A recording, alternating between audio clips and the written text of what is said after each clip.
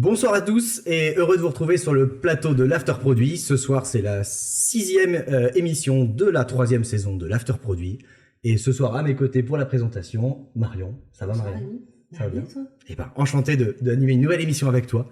Et bien sûr, un After Produit ne serait rien sans des invités de marque. Ce soir, on a le plaisir de recevoir Karine Dussart et Perrine Cordier, que je salue. Comment ça va? Ça va, merci. Tout va bien. Pas trop stressé? Ça y est, l'émission est lancée. Ouais, c'est ça, maintenant c'est parti. Tout va bien se passer.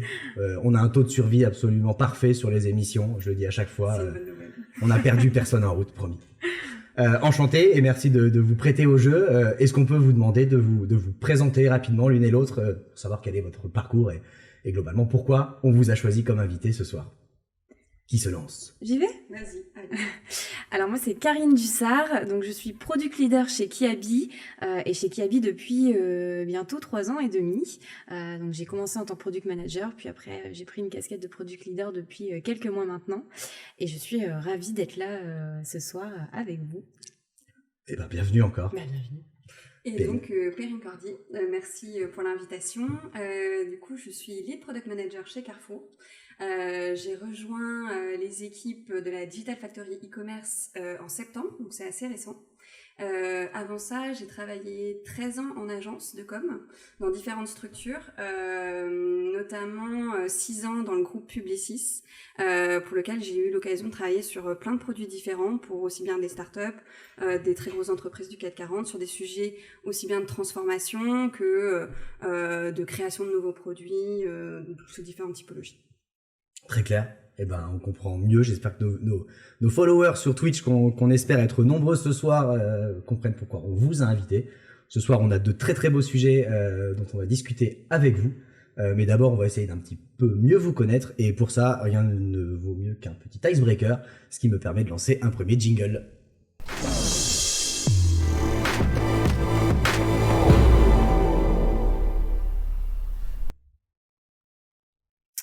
Donc bon, rebonsoir à vous deux.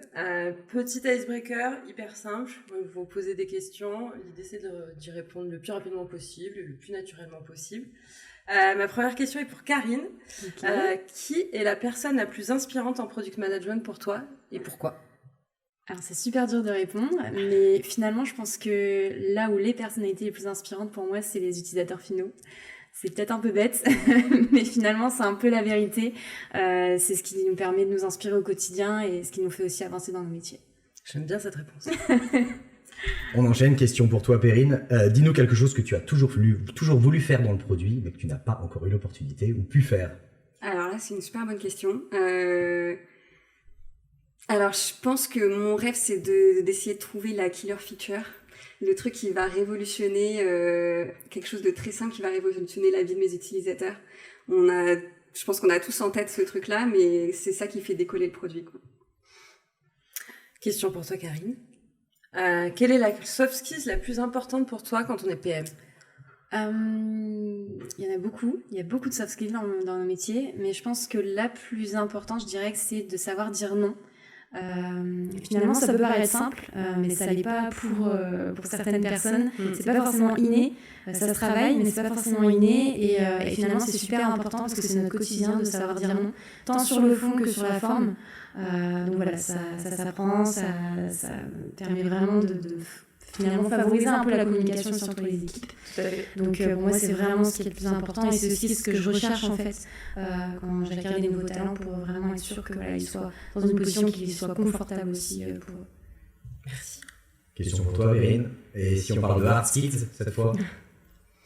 Maîtriser les fondamentaux, l'agilité, la delivery, la discovery, connaître ses bases. Je pense que c'est le principe de la PM.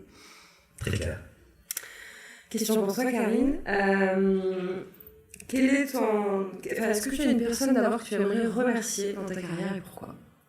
Alors, dans le monde professionnel, c'est vrai que j'ai rencontré beaucoup de monde, beaucoup de personnes qui m'ont fait progresser. Mais finalement, pareil, c'est un petit peu bête, mais je pense que là où les personnes que je pourrais remercier, c'est plutôt mon entourage, parce qu'il faut savoir qu'ils sont totalement, mais alors rien à voir avec la dimension produit, voire avec le domaine privé d'ailleurs aussi. Et finalement, en fait, ils m'ont toujours soutenue et ils m'ont toujours poussé, à écouter mes envies. Et c'est super important en fait d'avoir ce soutien aussi pour à la fois notre épanouissement personnel, mais surtout professionnel. Je vais faire une petite impro, ce n'est pas la question prévue. Perrine, si on te demande c'est quoi ton métier de PM ou de Product People, tu réponds quoi? Mon métier, c'est de résoudre des problèmes. Voilà. C'est une bonne manière de simplifier notre quotidien. Tout à fait, j'enchaîne. Encore une question pour toi, Karine. Ta meilleure expérience professionnelle dans le produit, c'était laquelle? C'est celle que je suis en train de vivre. Alors, j'ai pas 20 ans d'expérience, donc c'est assez facile de répondre à cette question, mais clairement, c'est celle que je suis en train de vivre. J'ai la chance d'être aujourd'hui dans une entreprise qui m'a fait confiance, qui m'a fait grandir. C'est pas donné à tout le monde, et en fait, aujourd'hui, je m'éclate dans ce que je fais. Donc, j'espère que ça va continuer. Et voilà, en tout cas, chez Kiabi, ils ont pu m'aider vraiment à m'épanouir et à grandir professionnellement. Eh ben, on te le souhaite aussi. Merci. Que ça continue. Perrine, on va être extrêmement innovant. On va te poser exactement la même question. Ta meilleure expérience dans le produit jusque-là? Alors moi je vais pas répondre parce que en fait ce que j'ai aimé justement c'est de pouvoir faire plein de choses différentes en fait, et c'est ça qui fait la richesse aussi de mon parcours. Et je suis hyper contente, justement je suis allée chez Carrefour parce que il y a une très grosse transformation avec des énormes challenges et une vision hyper inspirante. C'est pour ça que j'y suis allée, mais j'ai eu la chance, comme je l'ai dit tout à l'heure, de travailler sur plein de produits différents dans des structures extrêmement différentes, et c'est ça en fait qui m'a nourrie et qui fait que du coup je m'intéresse à Carrefour aujourd'hui en fait. Et il n'y a pas un petit truc, une activité que tu préfères parmi toutes? Je pense qu'il y a une expérience qui était assez impressionnante, et je pense qu'on travaille dans le produit. C'est le genre de projet qu'on a assez peu. C'est le lancement d'un produit où en fait c'était le lancement d'une nouvelle entreprise qui était une compagnie aérienne. Et on avait 4 mois pour lancer le site web et on savait rien. On savait pas le nom de l'entreprise, on ne connaissait pas les lignes, on ne savait pas les prix des billets d'avion. Et c'est un projet agile, dans son essence pure. Et en fait, vous dire, on y va et on va vraiment appliquer à la lettre les préceptes de l'agile, et on va y aller. Et notre objectif, c'est au final de réussir à vendre des billets d'avion. On sait pas comment on va le faire, mais on va y aller. Et ça a été génial en fait. Belle aventure. Hyper challengeant, mais en 4 mois. Bravo. Pas mal. Dernière question c'est pour toi, Karine, de cet icebreaker. Est-ce que tu appliques des méthodos produits dans ta vie perso? Je dirais que peut-être la méthodologie que j'essaie d'appliquer, ou en fait finalement j'y pense pas vraiment au quotidien, c'est peut-être d'itérer en fait, et aussi de se donner des sortes de paliers dans les objectifs du coup d'un point de vue plutôt personnel cette fois-ci, sur le plan sportif ou sur d'autres aspects de la vie aussi. Et après je pense que voilà, d'avoir des réflexes aussi dans notre quotidien, ça nous aide, et aussi sur l'aspect humain. Un product manager, c'est aussi avant tout quelqu'un d'humain et qui sait communiquer, comme je disais avant. Et donc c'est clairement un avantage aussi dans la gestion des relations autres que professionnelles. Objectif sportif? On te voit au marathon ce dimanche à Paris? Alors non, pas du tout. J'ai récemment fait l'ascension du Kilimandjaro. Donc pour le moment, c'était en septembre. Donc voilà, pour le moment, c'est une reprise en douceur aussi de la course à pied. Et puis on verra pour d'autres objectifs par la suite. J'en dis pas plus. On termine par une dernière question pour toi, Perrine. On a un métier qui est souvent assez stressant. Ça serait quoi ton tips, si tu en retiens un seul, pour lutter contre le stress? Alors c'est marrant, c'est ma boss qui m'a dit ça. Le lutter contre le stress, en fait, quand on est trop stressé, il faut s'arrêter. Il faut se dire, en fait, ça sert à rien de continuer. On se prend une pause, on arrête tout, et en fait, on prend l'air 5 minutes, et en fait, on remet les choses un peu dans les cases, on voit un peu les différentes choses qu'on va traiter, et on va les traiter une par une en priorisant. Et c'est juste tout bête, mais en fait, des fois, quand on est stressé, on n'arrive plus à prendre du recul. Beau conseil. Beau tips. Merci. Maintenant, on vous connaît un petit peu mieux. On va pouvoir rentrer dans le vif du sujet, comme on dit. On va rentrer dans le premier sujet de la soirée. Et pour ça, on va relancer un nouveau petit jingle.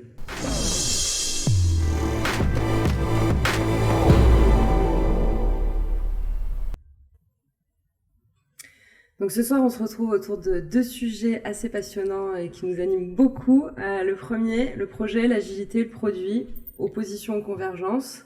Donc j'imagine que dans vos contextes, comme la plupart des entreprises, le mode produit est arrivé après le mode projet.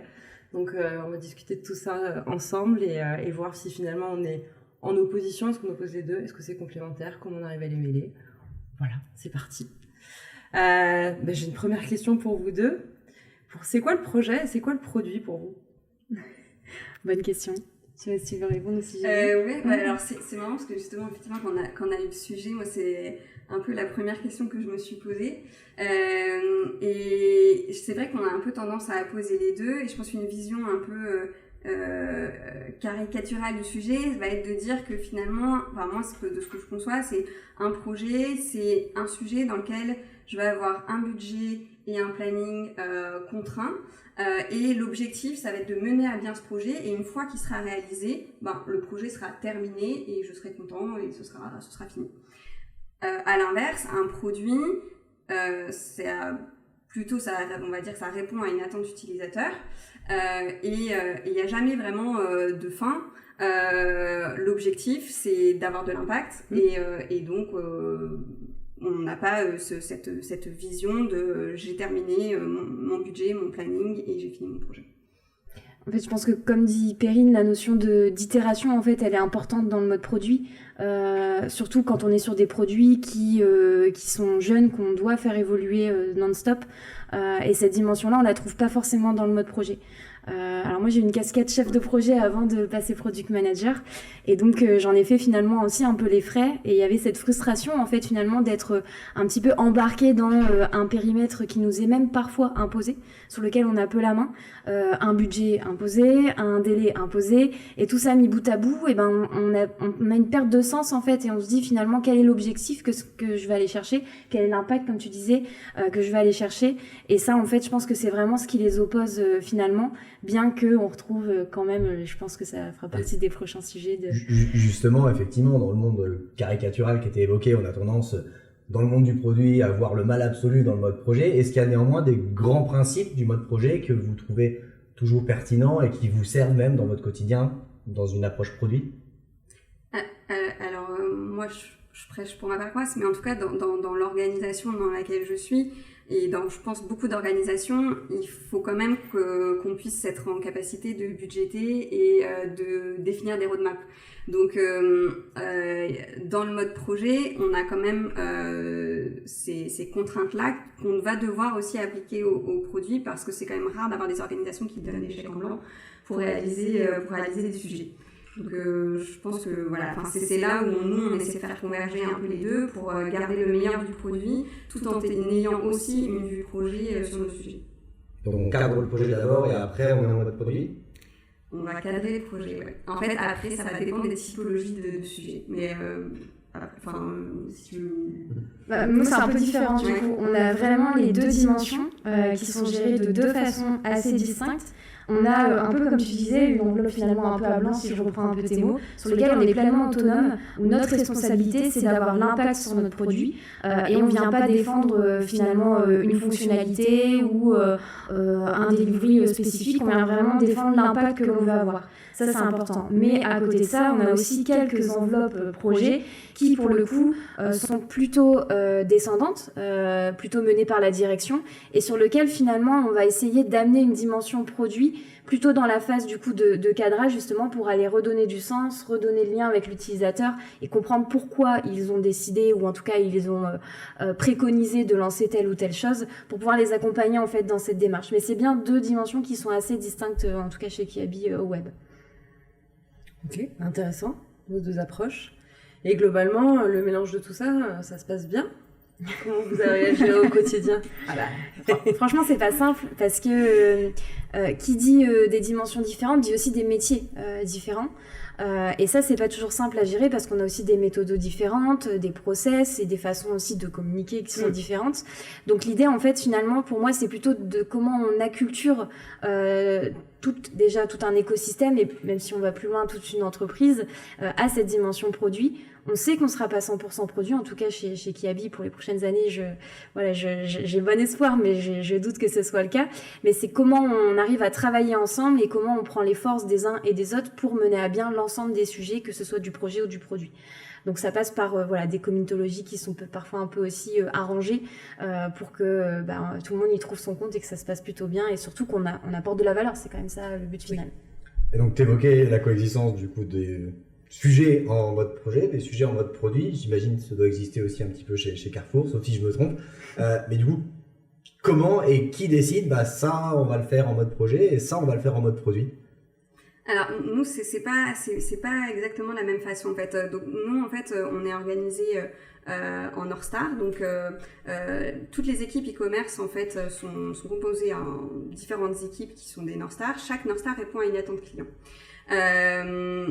Dans cette équipe North Star, on est organisé on a des sous-équipes qui sont des produits et en fait, on a défini la démarche OKR, donc la direction définit la grande orientation stratégique annuelle et chaque North Star va à la maille trimestrielle réfléchir à comment elle va pouvoir contribuer à son échelle avec ses propres OKR à l'impact final demandé par la direction. Donc, chaque North Star est autonome pour venir pitcher. Quand tu parles de North Star, c'est une équipe. Voilà, une équipe produit composée de plusieurs équipes produits. Donc moi, typiquement, je gère une North Star avec 2 équipes produits. Et donc, on va venir pitcher justement les sujets sur lesquels on pense qu'on va pouvoir délivrer de l'impact. Une North Star va potentiellement pitcher un sujet sur lequel moi, je vais avoir aussi une contribution à apporter, puisqu'on est des briques interdépendantes. Et il va y avoir aussi des sujets qui vont arriver, qui vont répondre directement à un objectif de la direction et qui va être porté par exemple par énormément d'équipes et qui vont avoir besoin d'être pilotés par un chef de projet, puisqu'en fait on va avoir potentiellement 5 North Stars impactés et on a besoin de synchroniser les équipes, de bien se caler, c'est des sujets qui sont assez impactants et donc du coup là on va travailler sur un mode un peu mixte produit-projet. Donc on a plutôt ces 2 dimensions en fait, des sujets sur lesquels on est totalement autonome en tant qu'équipe et sur lesquels on va pouvoir délivrer et des sujets plus transverses en fait. Voilà, c'est la transversalité et donc la complexité qui fait que vous adopterez plutôt un mode projet. Oui. Et ce mode projet, il s'incarne comment? Tu t'as parlé d'un chef de projet qui cohabite avec des PO/PM, j'imagine. Exactement, ouais. Alors effectivement, nous on a sur ces typologies de sujets-là, on va avoir des chefs de projet transverses qui vont être chargés de bien cadrer le sujet en amont. Cadrer, c'est se dire l'impact attendu, c'est lequel, quelles sont les briques qui vont être impactées et les dérisquer un maximum en fait les sujets. Commencer à prévoir, chaque brique est dépendante d'une autre à peu près à un macro planning. Mais l'objectif, c'est qu'on n'ait pas que le chef de projet qui soit tout seul avec son bâton de pèlerin à galérer pour synchroniser l'ensemble des équipes. C'est qu'en fonction de l'impact qui est attendu, donc à quelle attente client ça répond, on va avoir un lead PM et un PM qui vont être binômes avec ce chef de projet, qui vont aider le chef de projet à porter le sujet au niveau plutôt stratégie et vision produit. Et le chef de projet, il est là plutôt pour synchroniser. Okay. On peut peut-être poser la question à Karine sur les interactions entre équipe projet ou sujet en mode projet et sujet en mode produit. Je vois pas mal de similitudes en fait dans ces rôles de chefferie de projet et ces rôles plutôt de product management. C'est vrai que nous aussi on a des projets. Alors nous on est structuré en feature team. Donc voilà, on a 4 principales équipes qui bossent sur chacun, si je résume un peu un bout du site dans le parcours de notre client. Et en fait finalement on a aussi des projets ou des features qui vont venir impacter plusieurs équipes. Dans ce cas-là, effectivement, le rôle du chef de projet, c'est un peu un coordinateur, comme tu disais, qui va essayer de rassembler les bonnes personnes aussi autour de la table, potentiellement plusieurs PM, plusieurs PO selon les périmètres. Et en fait, son rôle, c'est plutôt de les mettre autour de la table. Mais moi, mon rôle à moi, du coup, c'est plutôt de m'assurer de la cohésion finalement de l'expérience qu'on va proposer au client et de la valeur qu'on veut apporter de façon globale. Et après, chacun, entre guillemets, sait ce qu'il a à faire et sait à quel niveau il va apporter la valeur sur la valeur globale finale du projet. Donc ces rôles, ils sont, je pense, à peu près similaires dans nos 2 contextes. Là où c'est peut-être un peu différent chez nous, c'est que la dimension OKR, t'en parlais juste avant, Perrine, alors elle est aussi portée par une direction du coup générale qui pose une vision stratégique pas encore à l'échelle OKR pour la direction. Ensuite, on a une direction web qui va elle aussi fixer sa propre vision du coup digitale. Et nous, en découle encore une fois une vision du coup produit sur laquelle on vient travailler, itérer et sur laquelle on vient poser des OKR. Ces OKR, ils sont écrits du coup nous de façon annuelle, pas trimestrielle. On y travaille, mais c'est encore un sujet sur lequel on essaie de progresser. Et en fait, ils sont fixés par équipe, par feature team, ce qui fait que nos PM, ils sont complètement autonomes dans le suivi de ces indicateurs, de ces KR, pour être sûr de délivrer l'impact sur lequel ils se sont engagés du coup au démarrage de tous les ateliers sur les OKR. Voilà. Et si on revient sur justement la coexistence entre les PM, les chefs de projet, j'imagine qu'il y a quand même des problématiques qui doivent émerger dans la collaboration ou autre. Est-ce que vous avez des exemples de ça? Comment vous gérez ça? Parce que on parle souvent de choc un peu, si je reviens au sujet initial, de se dire on oppose les deux, ça choque un peu entre l'approche produit et l'approche projet, mais on y arrive puisque vous le vivez, dans de grandes entreprises on le vit aussi, mais comment on gère toutes ces problématiques d'approche? Pour moi, le plus important, c'est vraiment le sens qu'on y donne. En fait, on a nos noms de poste, product manager, chef de projet. Mais l'idée, c'est vraiment qu'on aille tous dans la même direction. Et cette direction-là, c'est la valeur qu'on veut apporter. Une fois qu'on est déjà d'accord là-dessus, c'est plus la méthode qu'on vient y mettre derrière. Et je pense que l'agilité aussi, ça nous permet en fait finalement de trouver un terrain d'entente, puisque la gestion de projet est très certainement et très souvent lié à l'agilité, et nous en tant que produit c'est pareil, on s'appuie aussi beaucoup sur l'agilité. Donc je dirais qu'on s'appuie beaucoup là-dessus parce que ça règle un peu les comptes, tout le monde y trouve son intérêt et on avance comme ça. En tout cas ça se passe plutôt comme ça chez nous et globalement ça se passe bien. Après c'est encore une fois c'est de l'acculturation et si on comprend les enjeux de l'un et les enjeux de l'autre, on arrive à avancer et c'est essentiel. Oui, je suis assez d'accord. En fait, je pense que en fait, si on a bien défini en fait la vision et l'impact qu'on va aller chercher, tout le monde va se mettre en démarche. La seule difficulté que je peux voir entre sa coexistence entre le PM et le chef de projet, c'est comment bien définir le périmètre de responsabilité de chacun. Et ne pas faire en sorte que quelqu'un va dire ah non c'était au chef de projet de s'en occuper, ah non c'était au PM.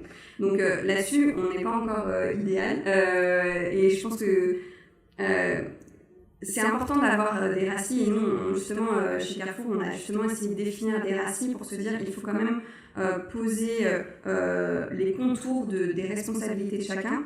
Mais après, on s'adapte aussi aux personnes et on va avoir des profils qui vont être multicasquettes et donc autour du cadre, il faut aussi laisser un peu de liberté et de bonne intelligence. L'objectif, c'est vraiment de travailler en bonne collaboration pour qu'on puisse atteindre nos objectifs, quoi. Je vais être un peu provoque, vous avez toutes les deux parlé d'un chef de projet qui est là dès le début, qui cadre, qui participe au cadrage, et après il y a un PM qui est plus sur un rôle de réalisation dans l'opérationnel. Il fait quoi le chef de projet quand on est rentré dans le delivery, et est-ce que le PO lui est encore un peu libre si tout a été défini en amont? Tout dépend jusqu'où va la phase de cadrage. En fait, finalement, là où c'est le plus compliqué, c'est la notion de planning. Parce que souvent, les chefs de projet, ils veulent un planning sur 12 mois, précis, en sachant, le 3 novembre, qu'est-ce qui va sortir, et en ayant un niveau de confiance qui soit très, très élevé. Et là, c'est compliqué. Et c'est là, justement, où les métiers plutôt produits vont avoir de l'intérêt, dans le sens en disant, non, mais attends, pourquoi tu veux dire le 3 novembre, je veux livrer cette feature-là?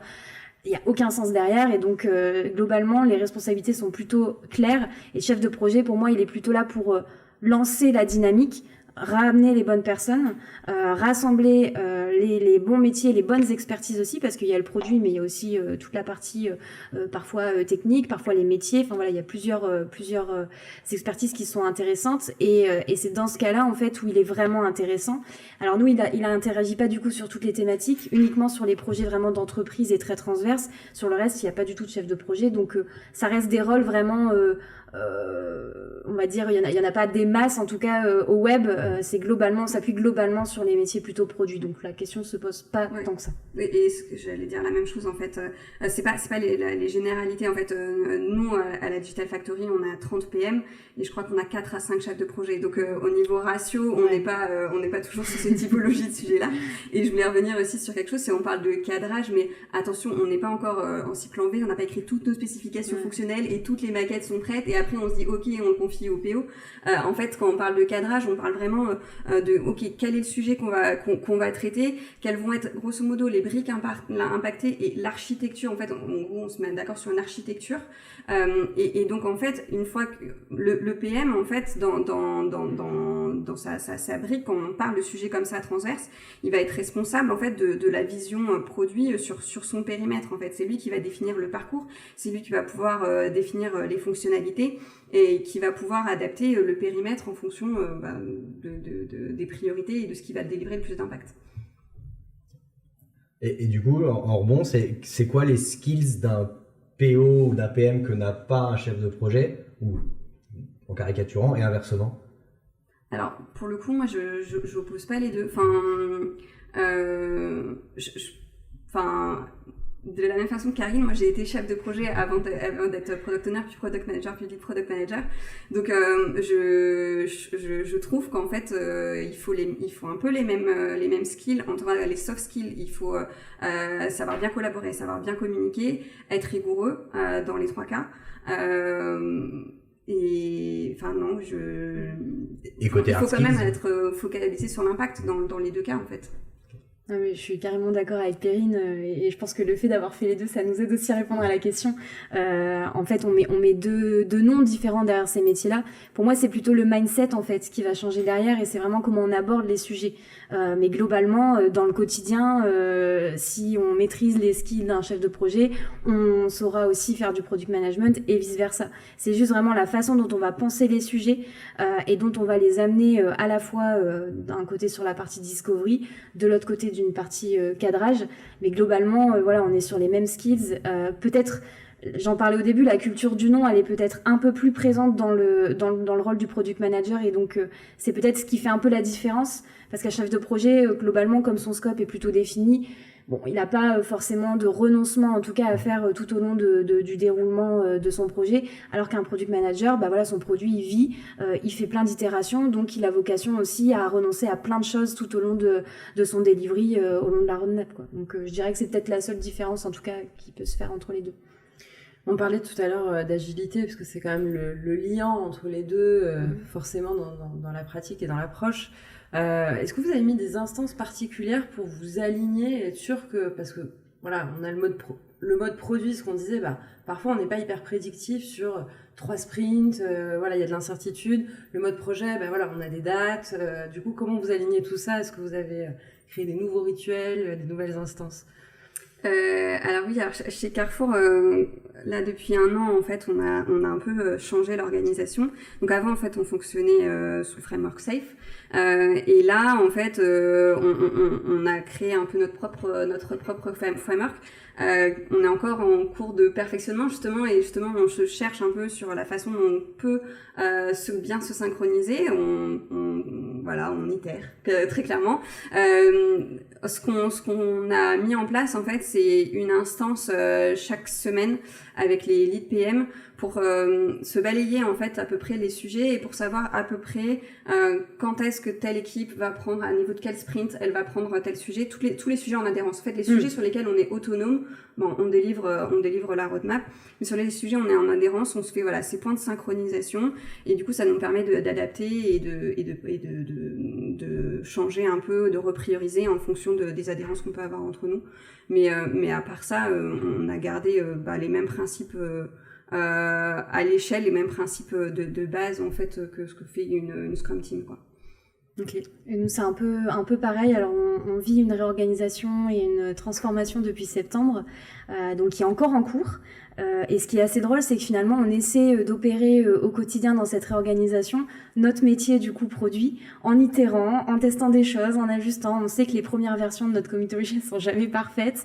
Il y a des instances qui échouent, il y en a qui fonctionnent du premier coup et tant mieux. Mais l'idée, c'est vraiment de prendre un peu du recul.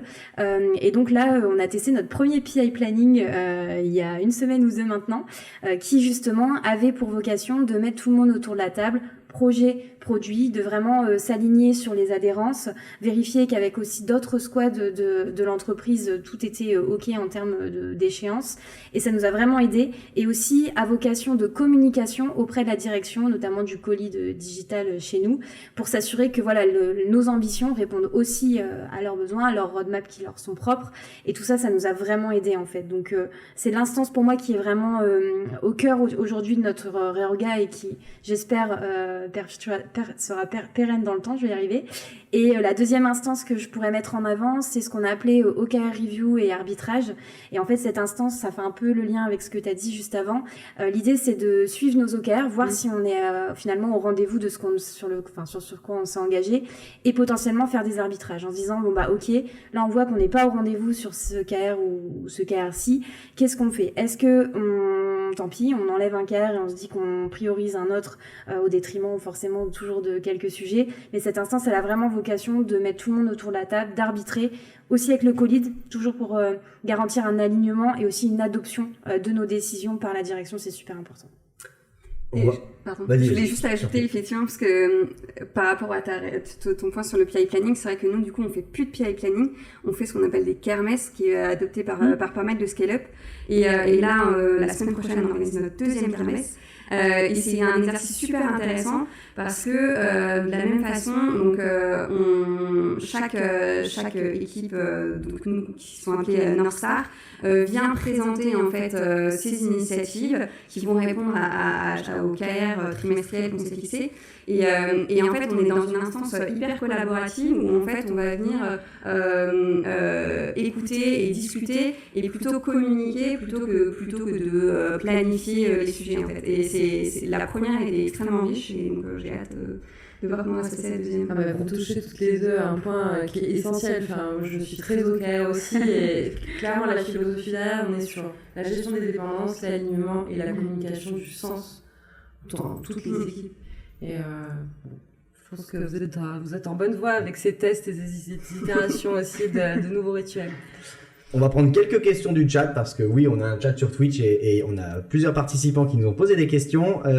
On va commencer par une question d'Alex qui nous demande, je pense que c'était tout à l'heure quand on parlait, je posais la question des différences PO versus chef de projet, si c'est globalement un peu les mêmes skills, même si les finalités sont pas tout à fait les mêmes, pourquoi est-ce que le mode projet est tant critiqué aujourd'hui dans le mode produit, dans le monde du product management? En fait, je pense encore une fois, c'est parce qu'on a une vision un peu caricaturale du sujet projet qui était un peu hérité du cycle en V. On faisait, c'est les spécifications, le design, les développements, on rentrait dans cette phase de tunnel et puis ensuite on avait le truc qui était live et on se disait que c'était fini et qu'on était content. Mais je trouve que cette notion, elle est un peu dévoyée et je trouve qu'il faut pas voir le projet comme quelque chose négatif en fait. Le projet et le produit, moi je pense qu'ils peuvent justement converger du moment qu'on est focalisé sur l'impact en fait. Et qu'il faut pas forcément opposer les deux. Encore une fois, je pense que c'est vraiment le fait d'avoir des objectifs qui soient communs qui est important. Et après, le mode projet peut être aussi hyper intéressant dans certaines situations. Si je prends l'exemple de Kiabi, on a dû lancer une marketplace en un temps assez record.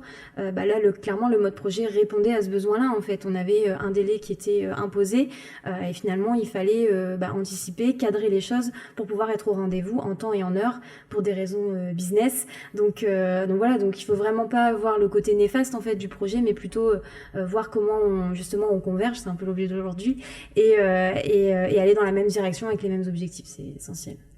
Autre question du chat de Sedleg, question très opérationnelle. Et lorsqu'on va rentrer dans le détail à rédiger des user stories, s'il y a des écarts entre les costs et les plannings définis en amont, comment on gère ça? On repasse dans une comitologie adaptée pour l'interrogation? Alors, tout va dépendre en fait. Nous, on va pas être à l'euro près en fait quand on fait des costings, on fait des macro costings pour se dire à peu près est-ce qu'on est sur du S ou sur du XL pour avoir une enveloppe globale en fait. Si effectivement en développant en fait on se rend compte qu'on a complètement loupé un passage complet critique et que la complexité technique elle est beaucoup plus grave, du coup on va devoir arbitrer et se dire comment qu'est-ce qu'on fait, comment on peut sortir notre MVP 100, comment on peut trouver une solution de contournement, est-ce que ça va mettre en risque notre impact utilisateur ou notre impact business, et du coup potentiellement décider de ce qu'on fait, est-ce qu'on alloue du temps supplémentaire, une équipe supplémentaire ou pas. On a un peu peut-être moins le souci parce que justement on a moins ces contraintes budgétaires sur le mode produit. En revanche, quand c'est vraiment un projet porté par l'entreprise, type marketplace ou autre, forcément là on a un budget qui est alloué, qui est très précis.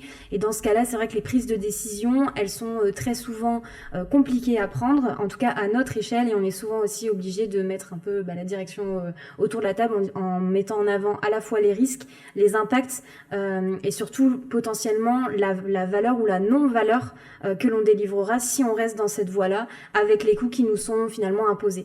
C'est toujours finalement un peu ce triangle entre le coût, le délai et le périmètre. Effectivement, si le coût n'est pas OK, vers quel levier on va bouger, et dans tous les cas, il faut trouver une solution. Mais on ne peut pas être rigide sur les 3 aspects, en tout cas dans notre projet, c'est pas possible. Très clair.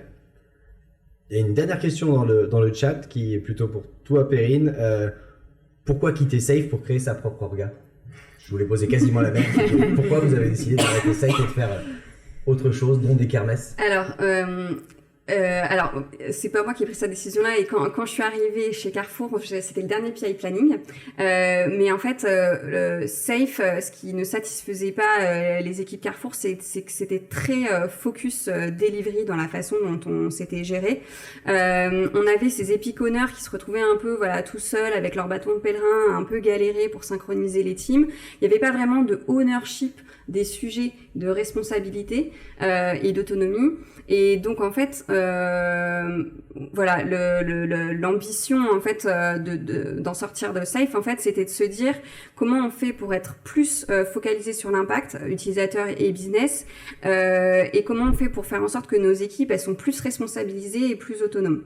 Et l'objectif, on fait toujours de l'agilité à l'échelle, mais on a essayé de prendre peu certaines pratiques comme les kermesses dans d'autres entreprises, et adapter aussi créer nos propres rituels pour tester, expérimenter et essayer d'améliorer notre impact en fait. Donc encore une fois, là c'est assez récent. On va être sur notre 2e kermesse la semaine prochaine. Donc on expérimente un peu encore le modèle, mais c'est ça qui est hyper intéressant. Et moi, c'est pour ça que j'ai voulu rejoindre les équipes Carrefour, parce qu'il y avait cette transformation. Et donc une vision super intéressante, des énormes challenges. On est soutenu en tout cas par la direction. C'est pas facile tous les jours, on essuie parfois des plâtres, mais c'est ça qui est aussi intéressant, quoi. Merci. Très très clair.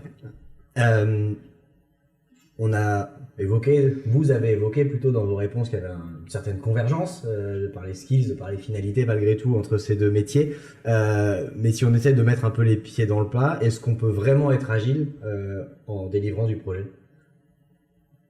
Moi, je pense que oui. Encore une fois, c'est le mindset qui est derrière, et l'agilité finalement c'est un moyen, un outil presque en fait qui répond au mode projet.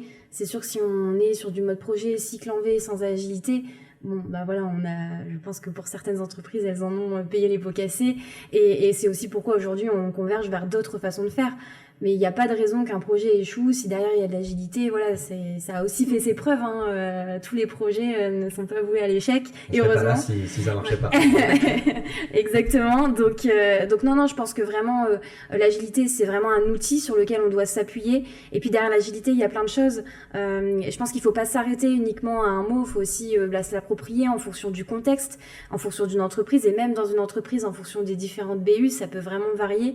Et l'idée c'est d'être le plus ouvert possible, et surtout de s'adapter vraiment à l'écosystème dans lequel on est en fait, que ce soit projet ou produit d'ailleurs. Ouais, c'est ça. En fait, si juste on revient aux fondamentaux de l'agile, c'est les 4 principes fondamentaux. Le logiciel qui fonctionne, la collaboration, les individus et les interactions, l'adaptation au changement. En fait, ça, on peut très bien l'appliquer à un projet. Il faut pas... Comme tu disais aussi, encore une fois, on a ce triangle planning, budget, périmètre. Ces 3 peuvent pas être fixés. À partir du moment où on se dit ça et qu'on est capable d'avoir une variable d'ajustement, on peut réaliser du projet. J'ai une dernière question pour vous. Vous avez des chefs de projet au milieu de vos PO et vos PM. Est-ce que vous avez certains chefs de projet qui switchent de métier et qui petit à petit y arrivent facilement? C'est une vraie question. Je pense qu'on en est l'exemple du coup. Oui. Comme on a toutes les deux un background plutôt projet. Effectivement, je pense, en tout cas, moi je sais que je ne suis pas la seule chez Kiabi à avoir fait ce switch de métier. Et finalement, c'est un peu la quête de sens aussi, de dire voilà pourquoi je fais tel projet, qu'est-ce que je vais aller chercher derrière, et toute une méthodologie aussi qui suit produit. Et effectivement, je trouve que c'est assez fréquent, et même à pouvoir discuter aussi avec des collègues dans la dimension Mullier, qui est plutôt chez nous dans le Nord, c'est assez fréquent. Ouais, c'est assez fréquent parce que aussi les mentalités évoluent. On parle beaucoup plus de produits qu'il y a 5 ou 10 ans, et ça commence vraiment aussi à, je pense, émerger dans les cerveaux de tout le monde. Et il y a beaucoup d'acculturation, beaucoup de communautés qui se créent. Et donc, ça permet vraiment, je pense, de diffuser un peu cette culture et aussi d'être beaucoup plus attractif sur ces métiers-là. C'est mon avis après.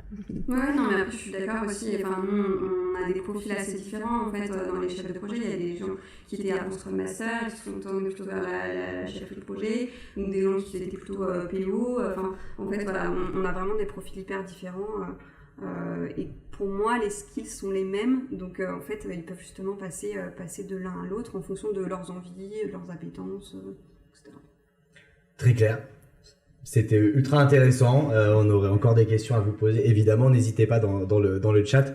On comprend que le sens de vos réponses, ça va vraiment du côté de la convergence, par l'impact. Et c'est, je pense, une belle vision et quelque chose qui fera réfléchir beaucoup de nos spectateurs. Merci pour ce premier sujet. On va enchaîner avec la rubrique suivante. Ce soir, une rubrique nouvelle dans l'after, la rubrique Les features folles. Jingle.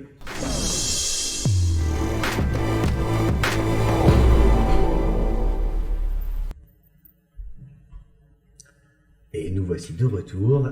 Les features folles, on vous a posé 2 petites questions. On vous a demandé quelle était la feature la plus marquante, la plus impressionnante ou encore la plus surprenante que vous ayez gardée en tête, et la feature que vous regrettez plutôt d'avoir vu disparaître encore aujourd'hui.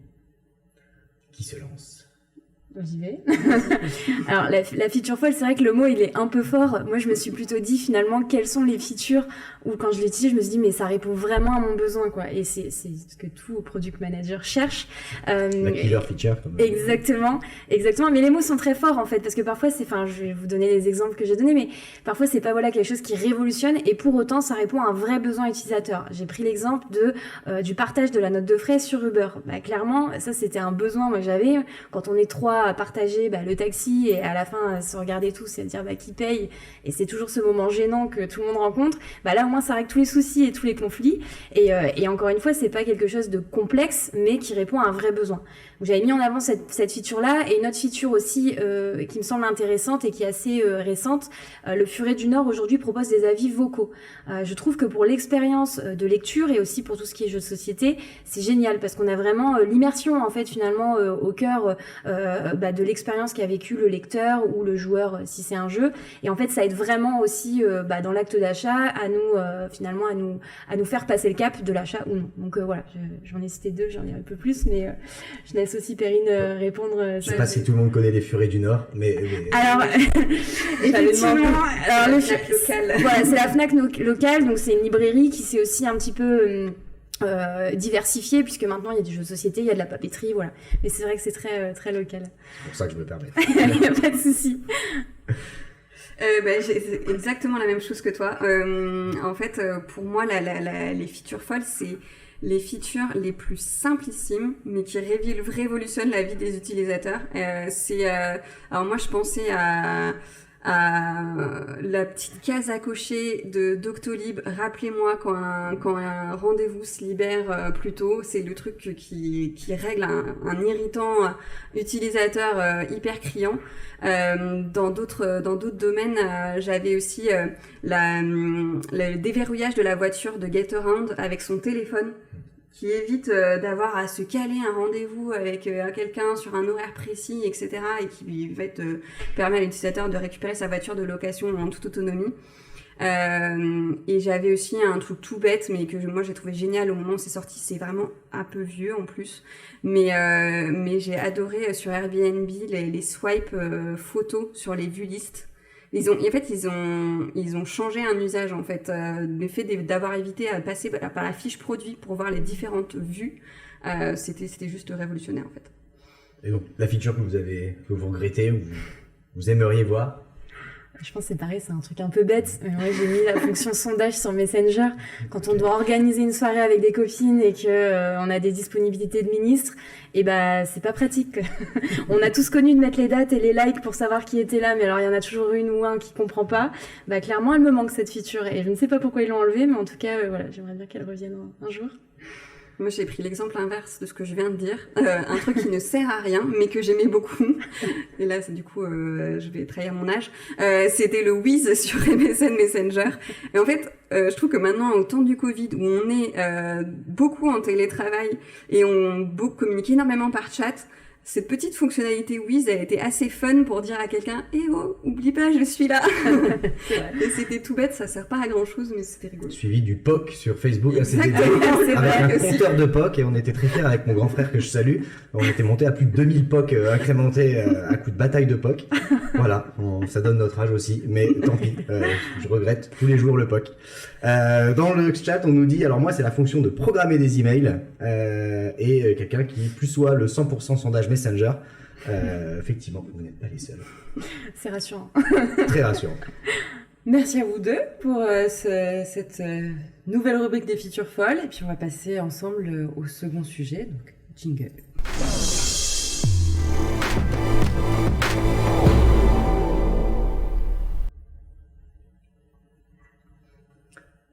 Nous voici arrivés au deuxième sujet de la soirée. Je crois que ce soir, on avait décidé un petit peu de casser des grands mythes du produit. Vous êtes tombés le bonjour. Le deuxième sujet, c'est tout bêtement Discovery, Delivery ou l'histoire de l'équilibre impossible, ou peut-être pas. On va en savoir plus. Vaste sujet. Mais question toute bête pour commencer. Pour vous, c'est quoi la Discovery et ça sert à quoi concrètement? Alors, pour moi, la Discovery, ça sert à dérisquer un projet avant de le shipper. Donc, il faut bien en fait explorer le problème ou la solution avant de se lancer dans une idée. On a un peu ce biais humain quand on a un problème de trouver une solution directement. L'objectif de la Discovery, c'est de se creuser le problème pour s'assurer que c'est le bon problème et creuser la solution pour s'assurer que c'est la bonne solution. Ok. Je pense qu'en complément de ça, effectivement, en fait, la phase de discovery, elle arrive même avant. En fait, c'est déjà de comprendre nos utilisateurs et de trouver quels sont leurs problèmes ou leurs non-problèmes aussi, parce que parfois on peut aussi s'appuyer sur ce qui fonctionne pour aller plus loin. Donc c'est cette phase tout en amont, avant toute décision, avant toute priorisation, de se dire finalement, est-ce que je vais vers la bonne direction? Et j'ai besoin de me faire des convictions. Et pour se faire ces convictions, j'ai besoin potentiellement aussi de tester, d'A/B tester, d'expérimenter. Et toute cette phase en fait d'hypothèse et d'expérimentation, pour moi, c'est ce qui fait en fait la richesse de la phase de discovery. Et dans vos équipes produits, comment ça s'organise justement? Qui est en charge de la discovery? Qui est en charge de la delivery? Est-ce que c'est la même personne? Est-ce que c'est séparé? Enfin, on voit pas mal de mutations en ce moment selon les orgas. Alors là-dessus, nous on a une orga assez précise. Donc les product owners, product managers. Alors product owners sont responsables que du delivery. Les product managers sont à la fois responsables du delivery et du discovery, en co avec les product designers. Voilà, c'est une phase, toute cette phase de discovery, elle se fait en binôme, donc product designer, product manager. Alors ça dépend de plein de critères, il y a l'appétence qui rentre en jeu, s'il y a des sujets sur lesquels ils sont plus appétents ou pas, voilà, ils s'arrangent, le temps. et parfois aussi le fait de croiser un peu les compétences, les expériences et tout ce qu'on peut avoir autour du produit. Et enfin, on a une cellule aussi qui est assez nouvelle chez nous au web, chez Kiabi. C'est une cellule CRO, donc d'optimisation. Donc on a un leader CRO qui vient... CRO. Alors c'est justement toute l'optimisation pour aller chercher de la conversion en fait sur notre site internet, puisque du coup on est au digital.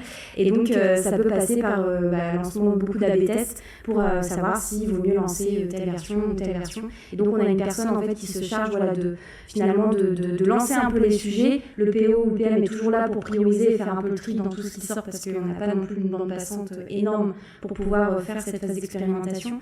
Mais c'est aussi de placer le curseur au bon endroit. Je pense qu'on verra juste après. Alors nous, on n'a pas de distinction, on n'a pas de PO, PM, on n'a que des PM, et c'est les PM qui sont en charge de la discovery et de la DD, mais ils ne sont pas seuls, en fait, on a créé chez Carrefour le concept du carré magique, pour justement travailler en collaboration. En fait, le carré magique, c'est le produit, la tech, le business et le design. Et il faut qu'on ait une représentation de ces 4 carrés, de ces 4 contours, on va dire, 4 métiers pour mener une discovery. Donc c'est cadencé par le product manager, mais c'est vraiment mené en concertation. Et donc de la même façon que chez Kiabi, on a des services qui vont venir nous aider à nourrir nos discoveries. On a bien sûr les équipes analytics et on a une équipe CX, Customer Experience, qui va nous aider. Alors, les entretiens utilisateurs, c'est nous qui les menons, mais c'est eux qui vont nous aider à faire les recrutements. On a aussi beaucoup d'outils, donc du coup, voilà, paramétrer les différents outils quand on veut faire des questionnaires on-site, quand on veut faire des A/B tests, etc. Donc, on va s'appuyer sur ces équipes pour aussi mener les discoveries. Ok, très clair. Et du coup, pour bien comprendre, il n'y a pas de direction design, c'est des ressources, des personnes du design qui interviennent dans chaque équipe, qui sont allouées, entre guillemets, à chaque équipe, dédiées à chaque équipe. C'est ça. Même, alors nous, dans nos équipes qui sont des North Star, on a des product designers qui sont vraiment dans l'équipe, en fait. Et donc, c'est avec le product designer qu'on mène les discoveries. Et nous, on a aussi un pool du coup de product designers web, vraiment dédiés au web, dont l'expertise du coup est plutôt orientée sur le digital. Et on fonctionne aussi par trinôme. En fait, dans chaque équipe, on a toujours un trinôme avec à la fois un product manager, un product designer et ce qu'on appelle chez nous un chef de projet informatique qui est plutôt là pour représenter la tech. Et ce binôme-là, en fait, il fonctionne de façon systématique et qui va après s'appuyer un peu, comme tu le disais, sur les métiers selon les thématiques. On va aller solliciter des expertises un peu à droite et à gauche. La WEBA, qui est super importante. Et après, on a aussi un bureau d'études. Alors nous, du coup, c'est pas internalisé au digital. On aimerait, et j'espère que ce sera la cible un jour. Mais on a aussi un bureau d'études qui nous aide pour lancer plutôt tout ce qui est questionnaire ou faire des focus group avec nos clients, ou ce genre de choses. En termes d'orga et de lancement, c'est plutôt eux qui cherchent ça. Et si on parle de priorisation des sujets, parce qu'on a souvent, voilà, on a beaucoup d'idées, on a beaucoup de sujets à prioriser, comment vous y prenez pour prioriser tous ces sujets de discovery ? Alors nous, chez Carrefour, en termes de méthode, ce qu'on fait, c'est qu'on utilise 2 outils. L'arbre d'opportunité de Teresa Torres, qui nous permet en fait de poser toutes les solutions et les opportunités. Et après, une fois qu'on a toutes ces opportunités, en fait, on utilise le framework RISE. Donc pour ceux qui ne connaissent pas, donc c'est le reach, l'impact. L'impact, on le décompose en 2 entités, impact business et impact utilisateur. La confiance et l'effort. Et on se base là-dessus pour prioriser. Ok, très clair. Chez nous, c'est peut-être un peu moins structuré, on est peut-être aussi un peu moins nombreux, donc on fait des réunions, on se met autour de la table et on liste les sujets sur lesquels on veut avancer. J'avoue qu'il y a beaucoup d'intuition aussi dans notre discovery, où on sait qu'il y a des sujets. Alors forcément, notre cible de clients, elle a très peu évolué depuis plusieurs années. On connaît plutôt bien nos clients et donc on arrive facilement finalement à se forger des convictions. Donc on sait les sujets qui ont besoin de beaucoup de discovery parce qu'on est beaucoup plus dans le flou et on a vraiment besoin de récolter déjà des insights côté client et d'aller creuser aussi en faisant des tests. Et on sait aussi les sujets sur lesquels ça fait 20 ans qu'on itère et sur lesquels on a déjà en fait des bonnes idées et sur lesquels on mettra peut-être moins d'efforts. Donc c'est un peu comme ça que ça se jauge. Et après, il y a aussi de la bonne intelligence, faut se le dire. Certes, on a essayé des frameworks, on essaie de suivre parfois des méthodologies, Mais parfois, on sait aussi qu'il faut aller vite parce que voilà, on est pris par le temps ou on a des besoins de délivrer de l'impact très rapidement. Et donc, voilà, un bon vieux atelier avec des post-it, on met toutes les bonnes personnes autour de la table, ça fonctionne très bien. Et voilà, il faut pas non plus se dire, voilà, je dois suivre à la lettre mon étape 1, mon étape 2, mon étape 3. L'idée, c'est aussi d'être flexible en fonction du temps, en fonction de l'intérêt que ça a et toujours de la valeur qu'on veut donner aussi dans le discovery. Tu as parlé de méthodes à l'instant. Est-ce que néanmoins, voilà, il y a des méthodes, des frameworks de discovery que vous avez testés? Est-ce qu'il y a des retours d'expérience sur ce... Alors nous, chez Carrefour, depuis qu'on a engagé la transformation, on adopte le framework Discovery Discipline et c'était hyper intéressant. Donc on a été accompagné sur le sujet pour former les équipes, pour l'expérimenter. Donc encore une fois, on est encore en cours d'élaboration, on se pose des questions, mais c'est un framework super intéressant parce qu'il nous permet en fait d'avoir cette phase de divergence-convergence 7 fois. Après, voilà, les difficultés que moi je rencontre avec le framework, je trouve que c'est très adapté quand on va bien aller creuser le sujet. J'ai pas encore réussi à faire Discovery Discipline en une semaine. Donc voilà, moi j'essaie de distinguer deux typologies de sujets, mes sujets de fond dans lesquels je vais pousser Discovery Discipline sur l'ensemble de mes étapes. Je vais me donner un cycle ou deux pour voilà, bien creuser le sujet. Et puis après, je vais avoir des sujets où, comme tu disais, voilà, j'ai des intuitions. Je pense qu'on peut livrer de l'impact assez rapidement et je vais plutôt faire un A/B test pour voir concrètement si je change ça, est-ce que ça génère de l'impact? Et go, j'ai le résultat, on peut y aller, quoi. J'essaie de voilà, avoir des quick wins et puis ces sujets de fond. Je pense que voilà, nous c'est exactement pareil, on a aussi testé le même framework, plutôt porté d'ailleurs par les product designers qui ont aussi lancé l'initiative, etc. Mais voilà, à adapter en fonction du contexte, du temps, c'est un peu toujours les mêmes problématiques et parfois c'est aussi bête, mais alors nous le build et le run sont portés par les équipes, par les mêmes équipes, et parfois on se rend compte qu'en fait on n'a même pas besoin de faire de discovery parce que c'est juste du run qu'il faut faire et que résoudre des bugs ça peut aussi avoir de l'impact, surtout sur des indicateurs qui sont encore importants comme la conversion. Voilà, il n'y a pas de secret, parfois il ne faut pas chercher compliqué quand c'est simple. Vous avez parlé de binôme, de trinôme, de carré magique que je connaissais pas. Dans l'ADN commune, il y a effectivement le PM qu'on voit et il y a ce rôle de designer, de product designer, on l'appelle comme on veut, et on sent qu'il a un rôle clé dans cette phase de discovery. Et on parlait d'équilibre tout à l'heure. Du coup, ma question c'est qu'est-ce que fait le designer que fait pas le PM et inversement, où est-ce que s'arrête la limite de périmètre d'action de chacun sur la partie discovery?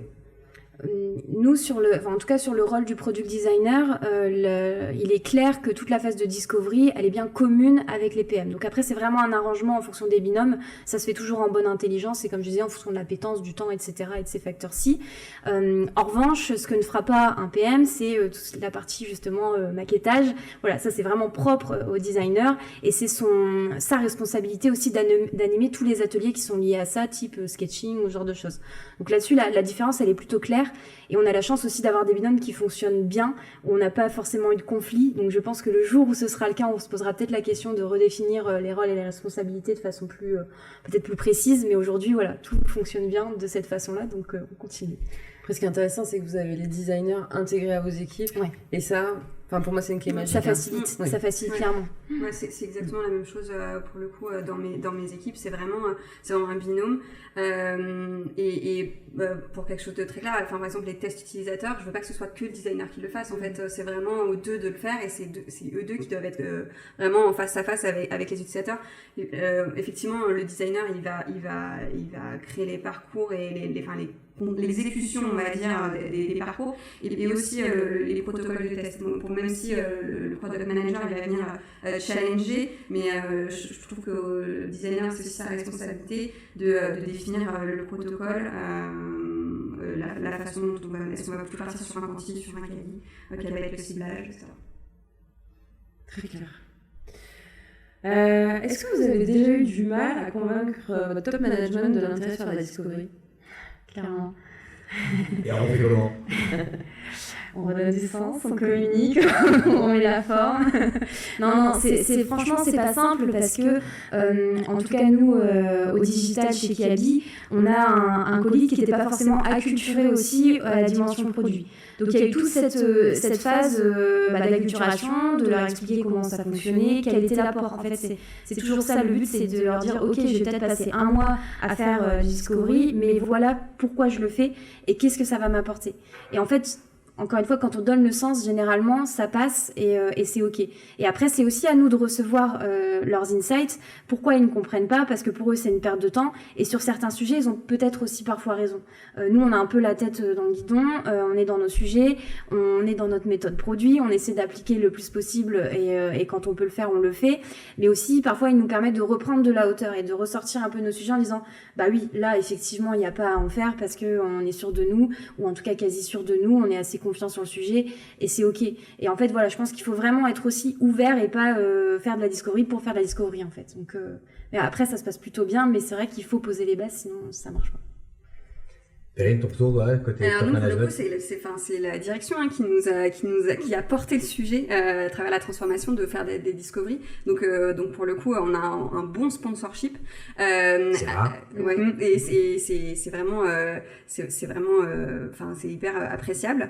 Donc ça, c'est vraiment très cool. Après, nous, on s'est posé la question de quand est-ce qu'on doit faire une discovery et quand est-ce qu'on ne doit pas en faire en fait. Et justement, c'était plutôt ça le sujet. Et en fait, on s'est dit, voilà, c'est un peu ce que je disais tout à l'heure. Les trois questions qu'on doit se poser, c'est est-ce que mon problème il est clair ou pas? Bon, il est clair, ok, je passe à l'étape suivante. S'il n'est pas clair, discovery. Est-ce que ma solution elle est claire ou pas?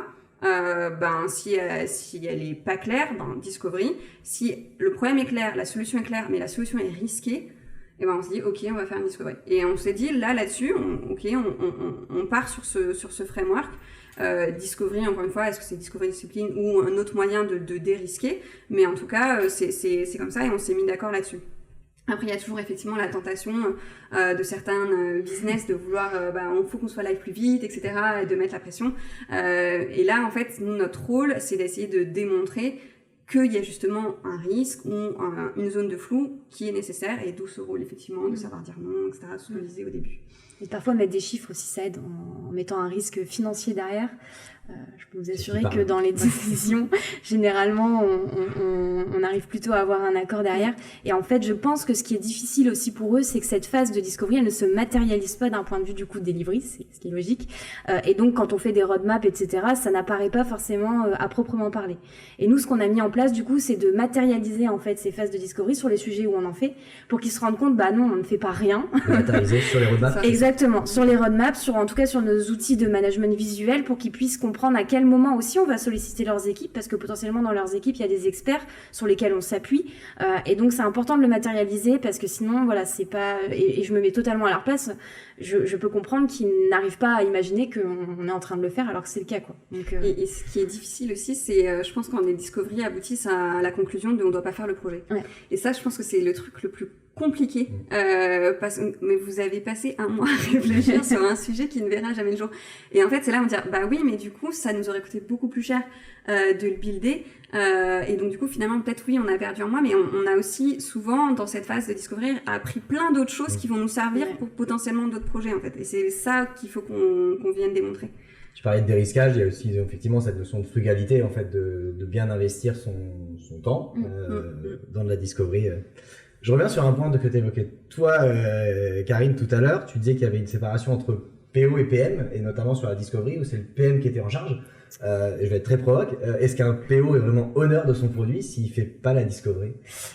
Oui, en fait, de la façon dont on est structuré, on a certains rôles qui ne nécessitent pas ou très peu en fait de discovery. Okay. Et donc c'est des rôles qui s'apparentent plutôt à un métier de product owner, parce que justement il n'y a pas cette phase de discovery. En revanche, dès qu'il y a discovery, c'est un PM. On se pose pas la question. On ne met pas un PO avec un PM qui est responsable du discovery dans deux équipes différentes, pour justement garder l'ownership sur notamment les feature teams, puisque nous on est structuré en feature team. Donc ça c'est super important. Et souvent aussi les rôles de PO évoluent vers des rôles de PM par la suite, en changeant de périmètre, donc, en se formant. Pour bien comprendre, donc dans une équipe produit, il y a soit un PO, soit un PM. Exactement. De faire la ouais. Moi j'ai 4 personnes du coup dans mon équipe, c'est soit des PO, soit des PM, et chacun est bien honneur de son périmètre dans sa feature team. Parce qu'on voit parfois le découpage que j'évoquais avec PO et PM, avec cette distinction, d'où ma question. Oui, après, je pense que c'est vrai que nous, on n'est pas encore très très nombreux, donc on peut se permettre en fait aussi de garder cette ownership et cette distinction des rôles. Après, dans des organisations qui se démultiplient, où il y a beaucoup plus de monde, voilà, je sais que c'est pas forcément le cas. Donc nous, on a cette chance, on en profite, et peut-être qu'un jour, on sera tellement gros qu'on devra tendre vers autre chose, mais aujourd'hui, ça nous convient en tout cas de fonctionner comme ça. L'essentiel, c'est que ça marche. Oui, alors pour le moment, mais après, il faut aussi s'adapter au contexte qui évolue tellement vite que c'est compliqué de suivre. Question, un moment, il y a un passage de relais, on passe de la discovery et on fait de la delivery. À quel moment on se dit, ça y est, on est prêt, on n'a plus besoin de faire de la discovery, on peut passer sur une phase de delivery?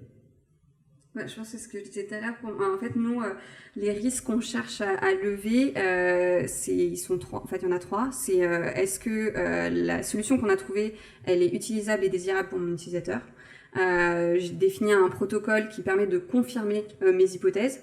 Est-ce qu'elle est viable pour mon business? J'ai pu garantir que mon business case, il était OK. Et elle est faisable techniquement. Donc, et quand on on fait nos hypothèses, on se dit, on fait nos protocoles, on fait un POC technique si nécessaire, on fait un test utilisateur, un AB test, etc. Et une fois qu'on a tous les voyants verts, on se dit, bon, bah ok, allez, go delivery. On a une question du chat de Don Mendelo. Est-ce que vous avez déjà eu des cycles de discovery désynchronisés des cycles de delivery? Oui, c'est ce qu'on fait nous. Alors, comment ça se passe concrètement? Alors en fait, on fait un cycle de décalage à chaque fois. Un sujet qu'on va prendre, on va synchroniser delivery discovery. Et donc sujet 1, à un moment T en discovery. Et après, j'attends le cycle suivant pour passer ce sujet 1 en delivery. Et en parallèle, je vais faire une discovery sur un sujet 2. Quand tu dis des cycles, c'est des sprints? Alors, un cycle chez nous, c'est 3 sprints. Un cycle, c'est 3 sprints, d'accord. Alors nous, c'est le même fonctionnement, mais c'est moins cadencé dans le temps, puisqu'il y a des sujets où la discovery elle va durer peut-être 2 semaines, il y en a d'autres où ça va durer 2 mois, selon aussi les complexités et s'il y a beaucoup d'adhérence avec d'autres personnes. Mais globalement, oui, c'est plutôt parallélisé. On a des phases de discovery avec du delivery, des phases de delivery du discovery qui a été fait bien avant.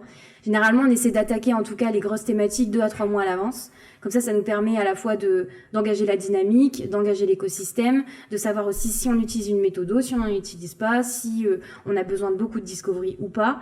Et ça oriente un petit peu tout ça. Et en fonction de ça, voilà, soit on se met en marche tout de suite, soit on attend quelques semaines par la suite. Mais on est moins... En fait, on n'associe pas nos phases de discovery à nos sprints. C'est vraiment décorrélé. On a bien sûr nos sprints de delivery, mais notre discovery il se fait de façon beaucoup plus, on va dire, agile, en tout cas avec les product designers et les product managers. D'où aussi l'importance de ce qu'on disait tout à l'heure, de faire apparaître la discovery aussi Exactement. dans les roadmaps pour montrer finalement ce sur quoi en fait l'amont est en train de travailler sur ça et communiquer aussi. Et justement, comment vous faites pour bien communiquer? Vous êtes dans des grosses organisations sur... on en est là, de la discovery, il y a tel résultat, etc. Est-ce que vous avez des instances particulières? Comment les outils, comment vos PM font? Nous, aujourd'hui, c'est le point noir là-dessus. Aussi parce qu'on a une organisation complexe dans le sens où on a une cellule d'expérimentation. Donc parfois, c'est déjà arrivé qu'on se marche dessus. On traite des sujets et aussi on se rend compte qu'on fait la même chose, voire parfois des choses contradictoires, ce qui fait du non-sens et aussi de la perte d'énergie. Donc c'est vraiment un point noir qu'on est en train de travailler.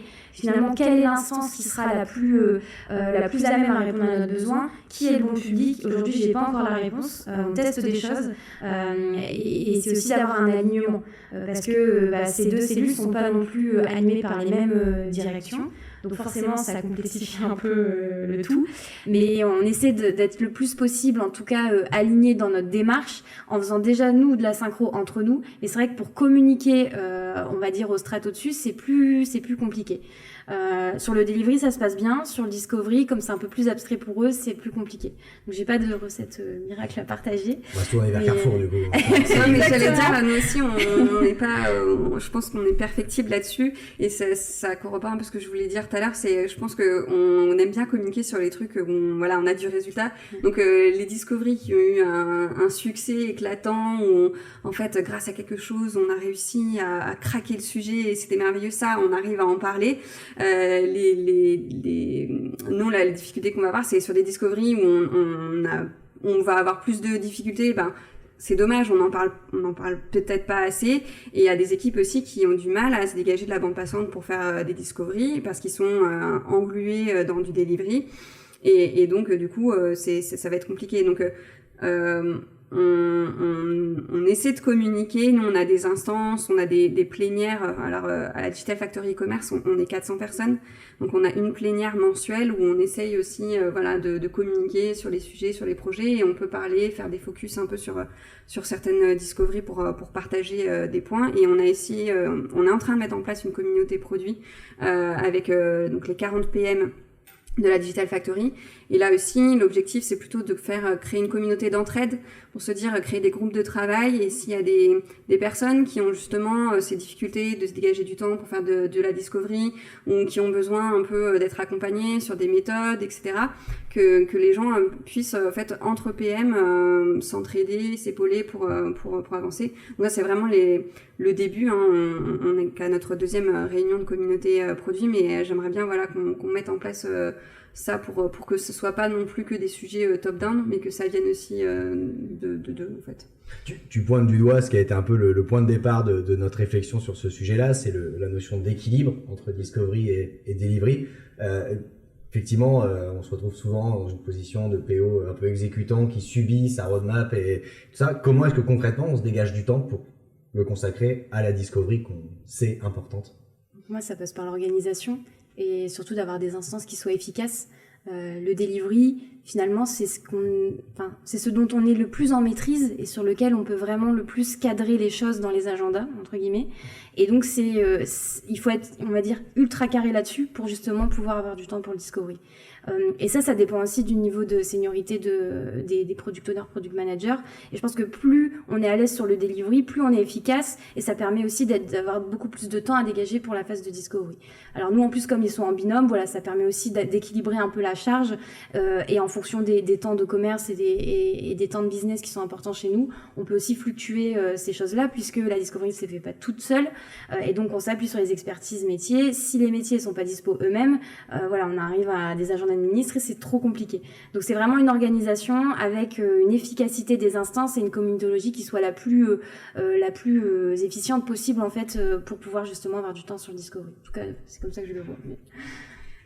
alors nous de notre côté en fait moi en tout cas avec mes équipes ce que j'ai essayé de faire en fait pour justement qu'on avait ce constat de certains qui disaient j'ai pas assez de temps, c'était classique, faire une rétro en fait et vraiment essayer d'identifier concrètement qu'est-ce qui vous occupe du temps et comment en fait on peut vous alléger en fait de la charge. Donc c'est vrai que le PM comme il est un peu au centre de l'équipe, des fois il se retrouve à faire un peu toutes les tâches que personne ne veut faire ou que personne n'a le temps de faire.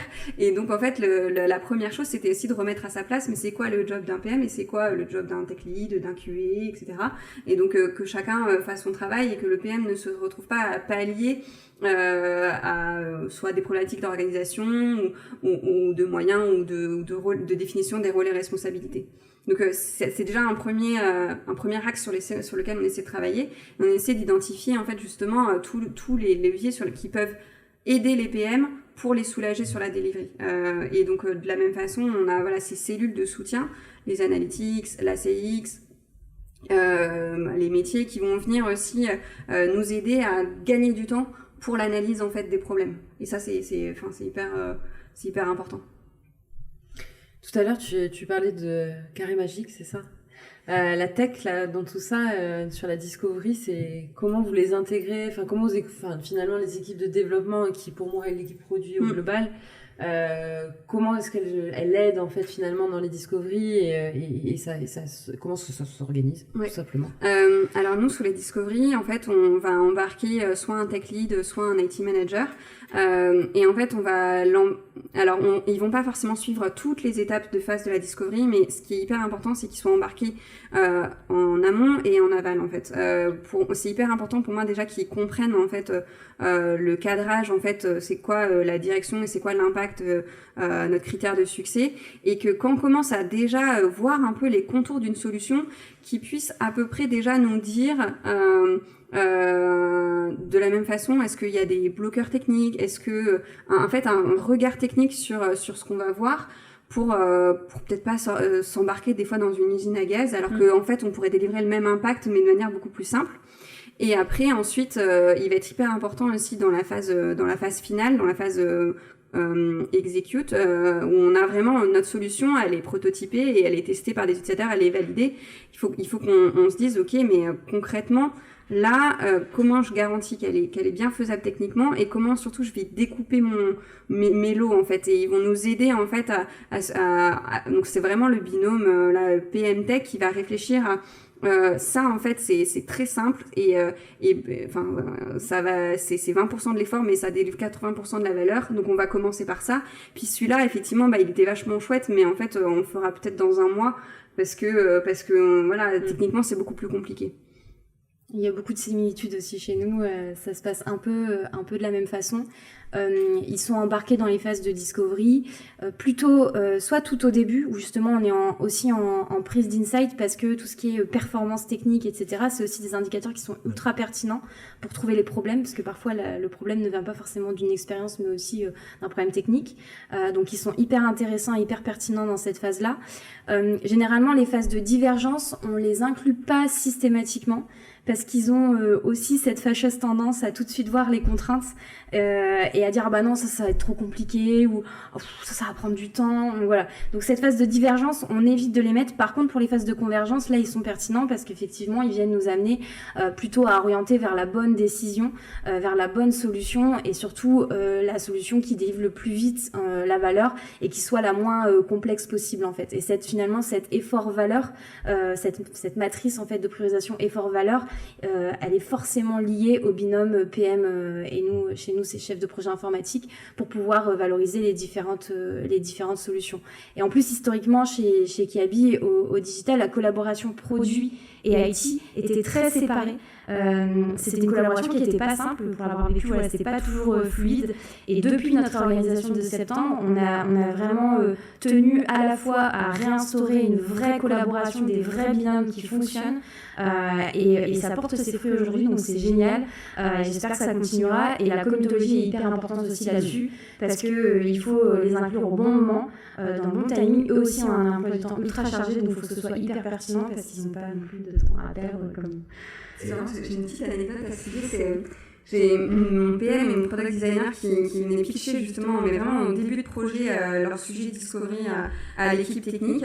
Et en fait, donc j'étais pas présente à cette réunion, ils m'ont appelé, ils étaient mais démoralisés, complètement déprimés. Je dis mais qu'est-ce qui se passe? Ils m'ont dit je sais pas, ils nous ont posé plein de questions, à quoi ça sert l'utilisateur, qu'est-ce que ça va nous rapporter pour le business Carrefour. Je dis mais c'est génial en fait.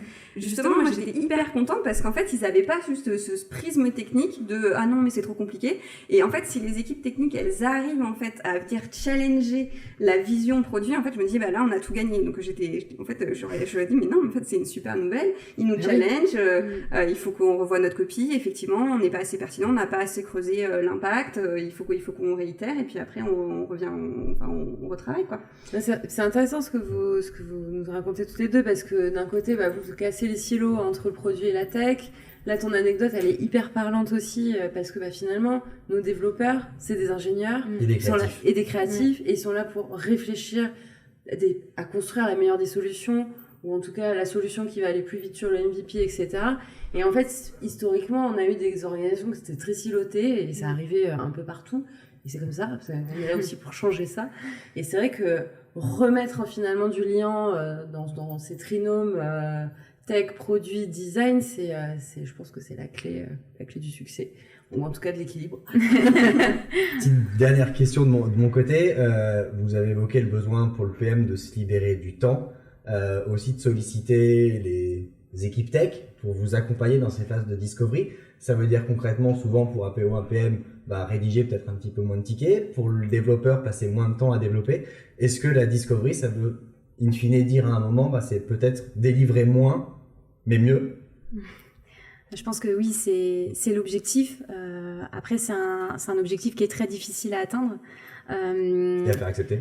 Et à faire accepter, parce que les rôles sont ancrés aussi depuis plusieurs années. Voilà, les rôles de product owner, de product manager, ils sont pas si nouveaux que ça, et donc c'est difficile de faire bouger les lignes. Maintenant, alors nous, dans le cadre de la réorganisation, on a, un peu comme tu le disais tout à l'heure, tenu à réécrire ses rôles et ses responsabilités. Non pas pour figer dans le marbre et se dire, ah bah ça c'est pas marqué sur ma fiche, donc c'est à toi de le faire, c'est pas du tout l'intérêt, mais c'est plutôt justement pour savoir comment mieux travailler ensemble et en bonne intelligence. Et tu vois, tu prenais l'exemple des user stories. Concrètement, il arrive que mon PO écrive quelquefois, si c'est une appétence pour lui, une partie technique pour soulager le chef de projet informatique, et inversement. Et en fait, l'idée, c'est vraiment de trouver le bon équilibre en bonne intelligence et que tout ne soit pas figé dans le marbre, parce que ça dépend des temps, ça dépend de la montée en compétences. Quand c'est des nouvelles personnes qui arrivent, elles auront aussi plus de besoin d'appréhender le contexte et la façon dont on fonctionne, que les personnes qui sont là depuis 10 ans, qui sont bien ancrées et qui peuvent écrire une US en quelques secondes, ou presque. Merci à toutes les deux. Est-ce que vous avez envie de rajouter, pour clore ce sujet et ce vaste débat, parce que je pense qu'on pourrait en parler pendant des heures, vous avez des petits tips, un dernier truc à ajouter pour toutes les personnes qui nous écoutent sur Twitch? Je pense dans les deux sujets, c'est plutôt je pense le point que je voudrais appuyer, c'est l'expérimentation en fait qui va nous permettre d'atteindre la zone d'équilibre dont on parle, aussi bien produit, projet, discovery, delivery. En fait, c'est l'expérimentation qui nous permet de trouver vraiment notre place, notre façon de travailler. On n'est jamais et c'est pas très grave si on se foire. En fait, on apprend autant et aussi bien quand on fait des erreurs. Clairement. En fait, il faut appliquer notre métier produit aussi dans notre façon d'appréhender notre organisation et notre équilibre, quoi. D'itérer, et c'est ce qu'on fait aussi dans nos métiers, donc normalement, on est censé le faire aussi dans notre orga et nos process. Merci. C'est le moment de lancer un dernier petit jingle de notre partenaire Product Board sur cette saison d'After Produit. Donc, jingle. We've always been inspired by those who genuinely care about making products that matter. They've shown us it's excellent products that make excellent companies, and we believe the product managers behind them deserve a dedicated system to support their critical work. Yet for far too long, product teams have been stuck with a jumble of tools. They're flooded with user feedback, but struggle to capture it all in one place, so they risk missing opportunities.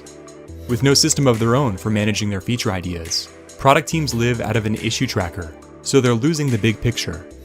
Spreadsheets lack structure and make feature prioritization a black box. And product roadmaps made in PowerPoint? They're outdated the moment they're shared. So, what's the alternative?